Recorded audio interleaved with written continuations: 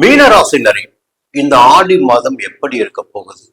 இது அதிர்ஷ்டமான மாதமாக இருக்குமா? அள்ளித்தரப் போகுதா? இல்ல அலைச்சலில் விட போகுதா? சங்கடங்களை அதிகரிக்க போகுதா? ஆடி மாதம்னாவே பல்வேறு நெருக்கடிகள் இருக்கும். பொதுவாக ஒரே ஒரு தீர்வு மட்டும்தாங்க. ஆடி மாதம் என்பது குலதெய்வத்திற்குரிய மாதம், சக்தி மாதம். புரியுதுங்களா? எந்த விதமான பிரச்சனை ஒருவருக்கு ஏற்பட்டாலும் குலதெய்வத்தை வேண்டி வணங்குகின்ற போது அந்த பிரச்சனையிலிருந்து வெளியே வந்து விட முடியும். குலதெய்வம்னா வேற யாருமே கிடையாது, நம்முடைய முன்னோர்கள் தான். குலதெய்வம் என்பது நம்முடைய பரம்பரை பரம்பரை பரம்பரையாக பல்வேறு தலைமுறைகளை தாண்டி நம்முடைய குலதெய்வம் இருந்து கொண்டிருக்கிறது. அப்ப முதல் வேண்டுதல் என்பது எங்க வைக்கணும்னா குலதெய்வத்திடம் மட்டும்தான் வைக்கணும். அந்த குலதெய்வம் தான் நம்முடைய குறைகளை தீர்க்கும்னு சொல்லுவாங்க. இந்த ஆடி மாதம் குலதெய்வத்தை வணங்க வேண்டிய மாதம். நினைவில் வைத்துக் கொண்டு குலதெய்வத்திற்கு பொங்கலிட்டு வேண்டுதலை வைக்கின்ற போது உங்களுடைய குறைகள் விலகும். எந்த விதமான குறைகளா இருந்தாலும் விலக ஆரம்பிக்கும். புரியுதுங்களா? வேண்டுதல் பணிக்க ஆரம்பிக்கும். அடுத்து பாத்தீங்கன்னா இந்த மாதம் எப்படி இருக்க போகுது? பொதுவாக பாத்தீங்கன்னா ஒரு கிரகம் தொடர்ந்து உங்களுக்கு யோகத்தை கொடுத்து கொண்டிருக்கிறது.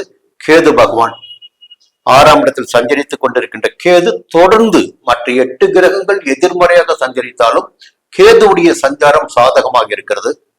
சமீப காலத்தில் பாத்தீங்கன்னா பூர்வ புண்ணிய ஸ்தானத்திற்கு ராசிநாதனான குரு வந்தார்.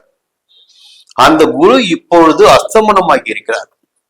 இன்னொரு பக்கம் பார்த்தீங்கன்னா குரு அஸ்தமனமானது ஒரு பக்கம் சங்கடம் நினைச்சீங்கன்னா இங்க நல்லது ஒண்ணு இருக்கு. ஜென்ம ராசிக்குள் சஞ்சரித்துக் கொண்டிருக்கின்ற சனி வக்கிரமாகி இருக்கிறார். அப்ப சனி வக்கிரமாயிட்டாரு. அப்போ இதுவரையில் அவர் கொடுத்து வந்த நெருக்கடிகள் என்பது குணம் கெட்டு சஞ்சரிக்கிறார் சனி. கெட்டவன் கெட்டு போனார் சொல்லலாம். கெட்டவன் கெட்டுட்டாவே கிட்டிட்டும் ராஜயோகம் சொல்லுவாங்க இல்லைங்களா? அப்போ குருவுடைய சஞ்சாரம் பாத்தீங்கன்னா நமக்கு அஸ்தமனம், இங்க சனி வக்கிரம். இந்த 2 நிலைப்பாட்டிற்கு மேலாக பாத்தீங்கன்னா கேது உங்களை பாதுகாத்து கொண்டிருக்கிறார். இன்னொரு பக்கம் பாத்தீங்கன்னா சூரியன் 5ஆம் இடத்துல இந்த மாதம் முழுவதும் ஒரு மனக்குழப்பம், சஞ்சலம், புரியுதுங்களா? இதெல்லாம் ஏற்படுவதற்கு வாய்ப்புகள் இருக்கிறது.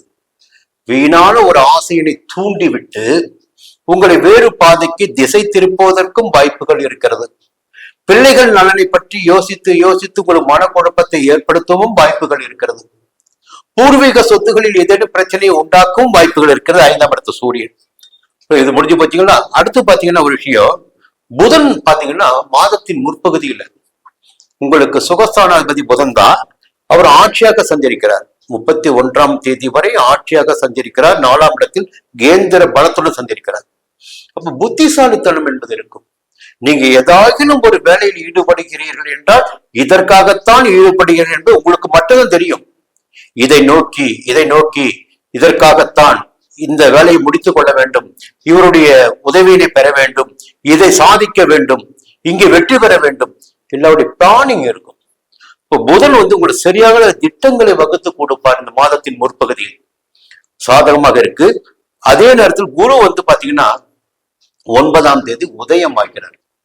மீண்டும் பூர்வ புண்ணியஸ்தான குரு கடைசி நேரத்தில் இந்த மாதத்தின் கடைசியில் உங்க ராசியை பார்க்க போறாரு. மறுபடியும் ஒரு நல்ல நிலை உங்களுக்கு ஏற்பட போகுது.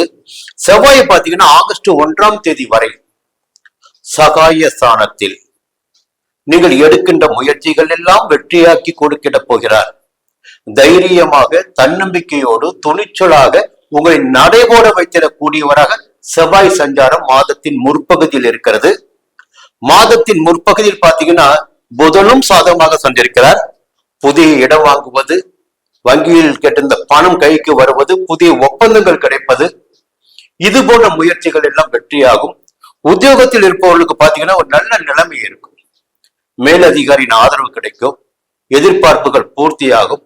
எல்லா வகையிலுமே இந்த மாதம் என்பது உங்களுக்கு ஒரு சின்ன சின்ன சங்கடங்கள் ஏற்பட்டு சங்கடங்களை உண்டாக்கினாலும் பெருமளவில் நன்மைகளாகவே இருக்கிறது. ஒரு சின்ன எச்சரிக்கை மட்டும் சொல்லிடுறேன். மாதத்தின் பிற்பகுதியில் என்னன்னா ஆகஸ்ட் 1ஆம் தேதி முதல் சுக்கிரன் 7ஆம் இடத்தில் சஞ்சரிக்க போகிறார். உங்க ராசிக்குள்ள 5ஆம் இடத்துல சூரியன் இருக்கார். மனக்குழப்பத்தை உண்டாக்கி கொண்டிருப்பார். புரியுங்களா? சுக்கிரன் 7ஆம் இடத்துல. எதிர்ப்பாளினர் விஷயத்தில் கவனமாக இருங்கள். சஞ்சலமும் குழப்பத்திற்கும் இடம் கொடுக்காமல் இருந்தால் உங்களுடைய செல்வாக்கு உயரும், நினைத்ததை நடத்தி கொள்ள முடியும். இல்லை என்றால் ஆணாக இருந்தாலும் பெண்ணாக இருந்தாலும் எதிர்ப்பாளினரின் வலையில் சிக்கி உங்களுடைய நிலையில் சில தடுமாற்றங்களை சந்திக்க வேண்டிய நிலை உருவாகிவிடும். சுக்கிரன் 7ஆம் இடத்தில் சஞ்சரிக்கின்ற காரணத்தினால் கவனமா இருந்துக்குங்க. அடுத்து சந்திராஷ்டிரம் என்று பார்க்கின்ற போது பாத்தீங்கன்னா 21ஆம் தேதி ஜூலை மாதம் 21ஆம் தேதி மதியம் 12:42 முதல் அதே ஜூலை மாதம் 23ஆம் தேதி இரவு 10:34 வரை ஒரு சந்திராஷ்டமம். சந்திராஷ்டம நாட்களில் மட்டும் கொஞ்சம் கவனமா நிதானமா இருங்க. புதிய முயற்சிகள் வேண்டாம். மீண்டும் அடுத்த மாதம் சந்திக்கிறேன். நன்றி, வணக்கம்.